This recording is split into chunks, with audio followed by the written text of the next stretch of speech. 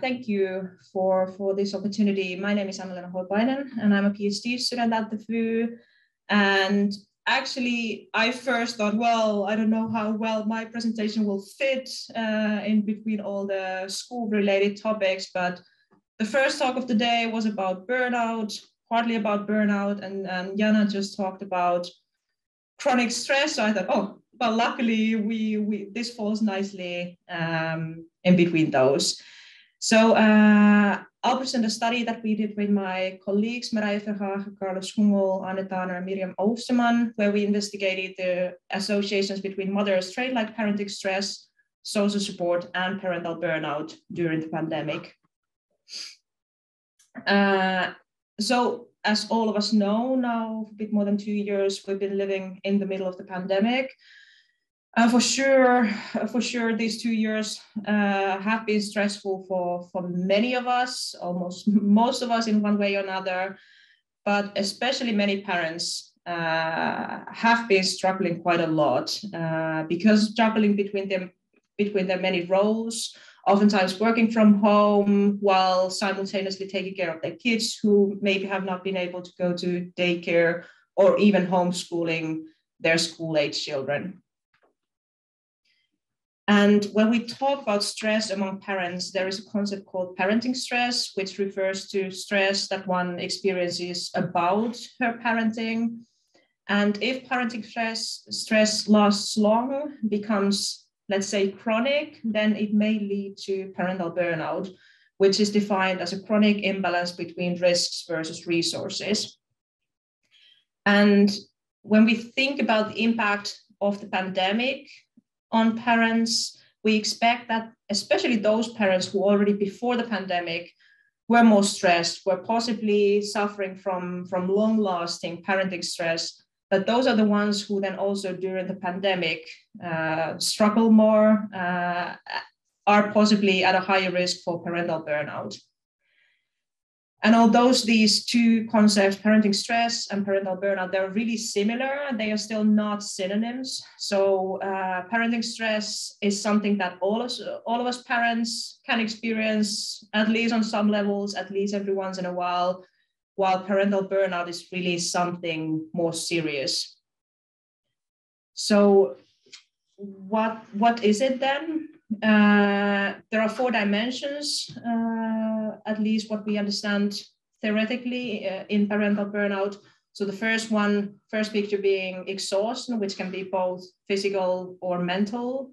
The second one, contrast to one's previous self. So having the feeling that I'm not the same me, I'm not the same parent as I used to be or as I maybe wanted to be. The third one, being fed up with one's role as a parent. And the fourth one, emotional distancing from one's children.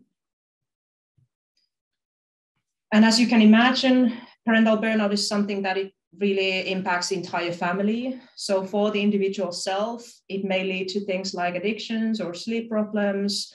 For the couple relationship between the parents, it may bring more disagreements, more conflicts. And for children, it may mean even things like neglect or violence. So like I said, really something more serious than just changes in normal stress levels. At the beginning of the afternoon, we heard something about job burnout among teachers, and oftentimes, and this is really a related concept, parental burnout and job burnout. But the big difference is that oftentimes if you suffer from job burnout, you can take sick leave, while from parenting, that's not really a possibility.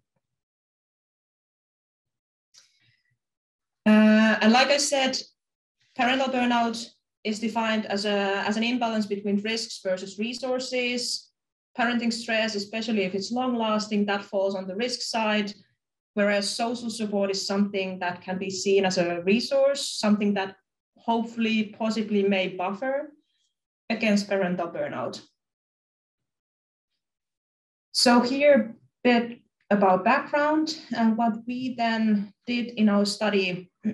I'll present 3 aims that we had. We also had a 4th one, but just with this time that I have, I will talk about the three of those. So the first aim that we had was to somehow operationalize this long-lasting, or how we called it was trait-like parenting stress. So what we understand with this is more person, or let's say personality dependent tendency to experience stress rather than stress caused by situational factors or stress measured at a specific time point. So here you can see really a simplified model. So if these here below, these are stress levels measured at specific time points, then the trait-like parenting stress would be something like a combination or a more long-lasting measure of stress. So that was the first aim, the operationalization. The second one, then we wanted to use this trait-like parenting stress as an independent variable and investigate whether that is associated with parental burnout symptoms during the pandemic.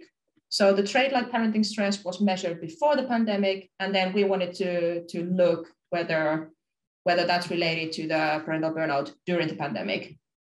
And the third aim was to investigate whether social support during the pandemic was associated with parental burnout levels, parental burnout symptoms during the pandemic. For parenting stress, we use the Parenting Stress Index, which is originally, it has 7 subscales, but for the model that we used, which I will show soon, we needed either three subscales or 3 dimensions. So what we did was that we then divided those 7 subscales into 3 dimensions. So the first one was about parenting difficulties, so things like lack of parenting competencies or difficulties in parent-child relationship. The second one was about health problems, so depression or just general health problems. And the last one was about social distress, so isolation, feelings of isolation or difficulties in partner relationship. Parental burnout, we assessed with parental burnout assessment, although we use only 6 items from the originally, I think it's 23 item questionnaire. Our questionnaire was already quite long, so we needed to limit the amount of items. Also, some of the items were slightly modified to fit better with the overall questionnaire. And social support, we measured from support from partner and support from broader social network with 4 items. And in our analysis, we kept these 2 sources of support, we kept those separately. Our data comes from a longitudinal cohort study called Generation Square, where it started originally in 2009, where mothers with their firstborn children, so pregnant women, were recruited. And in the beginning of the study, so during pregnancy, women were on average 29 years old. When the kids were born, approximately 50% of them were girls, 50% boys. And this group sample was quite highly educated. So 66% had higher education, and more than 90% of them were living with a partner and had a Dutch background. So not really a sample that we would find in a general population. So that's good to keep in mind. So then to the analysis and results. So like I said, the first aim was to operationalize longitudinal, long-lasting parenting stress. So like we called it was trait-like parenting stress. And the model that we used for that was called the latent trait state occasion model, so TSO model in short. And I'll take you through this. So what you see here on the bottom are the things that were measured. So we had 4 measurement points at 3 months after birth, at 12 months after birth, at 2 years after birth, and 4 years after birth. And at all of those measurement points, we had those 3 parenting stress dimensions. So like I said, parenting difficulties, health problems, and social distress. So all those were measured 4 times. This S level, so the circle starting with S, this refers to stress levels at the specific time point. So like I said, 3 months, 12 months, 2 years, and 4 years after giving birth. Here on the top, you see the one starting with T. So this is the trait-like variable.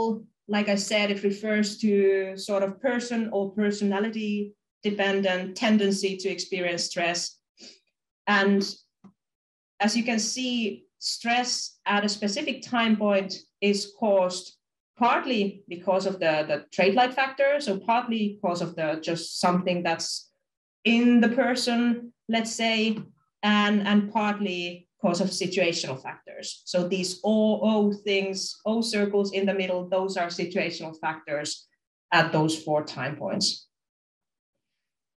Our model had a good model fit, only the root mean square error was slightly too high, but then we ended up not adjusting it because there were not really theoretical grounds for that, so not to overfit.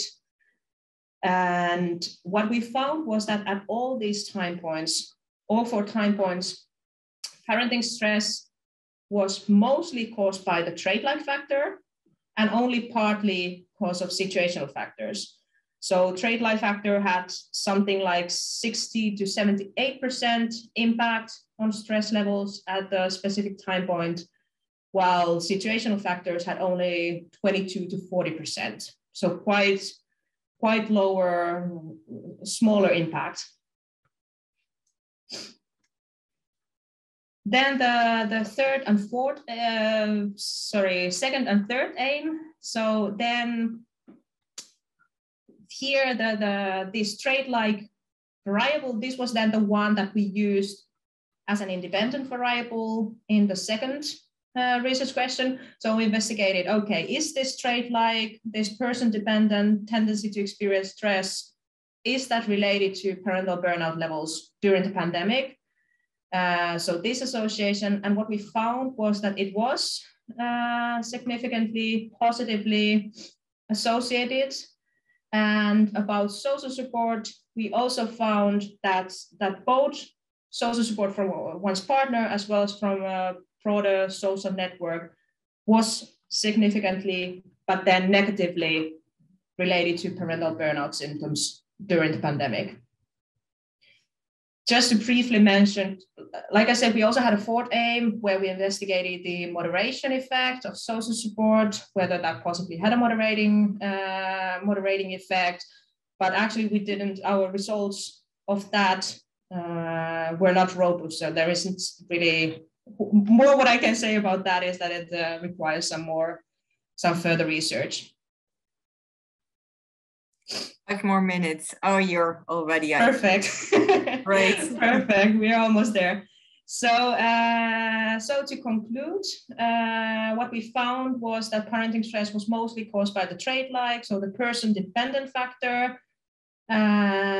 Second, mothers' long-lasting parenting stress, as well as low social support, are potentially risk factors for parental burnout during challenging times like the pandemic. And this is important information for, well, hopefully when we get out of this crisis, hopefully there won't be any big ones soon, but it is good to know who are the mothers or the parents who are possibly at a higher risk. And in general, what we can say is that maternal stress can be considered as a continuous vulnerability factor in the face of heightened burden, such as the pandemic, and low resources, such as low social support. We have submitted the paper, but not yet. It's not yet published. So if you want to look more into the references or the analysis or outputs, whatever, you can check our pre-registration. Yeah, that's it. Thank you for your attention.